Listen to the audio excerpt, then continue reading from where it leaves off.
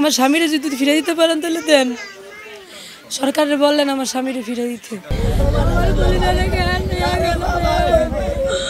আমার কলেজে কথা কইছিল, কত স্বামী বিদেশে নিয়ে আমার মেয়েরা ভালো চিকিৎসা করবো। আমার মেয়েদের কি দেখাইবো, আমার মেয়েরে কে আমার ছেলের মাদ্রাসায় পড়াইবো, কে আমার মোলা বাড়ির রাজা রানে রাখবো। সরকারের গিয়ে জিজ্ঞেস করেন এই কাজ কে করবো? ওদের বাবার পূর্ণতা কে দিব? ওদের বাবা তো আর ফিরে আসবো না, ওদের বাবার পূর্ণতা তো আর আসবো না। সেটা কেন সম্ভব না? তারা কেন ওই কাজটা ঠিক করলো না? জানে যে নিচে পথচারীরা হাঁটবো, তাহলে কেন উপরের কাজটা সচেতনভাবে করলো না? তারা সব কিছু এলামেনি করে। আমি দেখছি সব জায়গায়। আমি বাংলাদেশের নাগরিক হইলে কী হইব? আমি বাংলাদেশকে ঘৃণা করি না, আমি দেশেরও ঘৃণা করি না, কিন্তু দেশের মানুষ সচেতন না।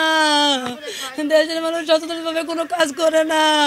দেশের মানুষ, দেশের সরকারও না, কোনো কাজ করে না। আজকে সরকার, দেশের মানুষ যদি এসব কাজ ঠিক করতো তাহলে কিন্তু আজকে আমাদের এই দুর্ঘটনা দেখতে হইতো না। আমার কলিজারা এত অল্প বয়সে বাবা আর হইতো না, আমি স্বামী আর হইতাম না। আরে আল্লাহ, আমার কলিজারা তো ঠিক মতো বাবা দেখলো না।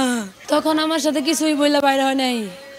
রাত্রে লাস্ট কথা হয়েছিল আমার কলিজারে আমি কি সুন্দর বিছনা পাতায় দিলাম, আমার কলিজায় ঘুমাইলো।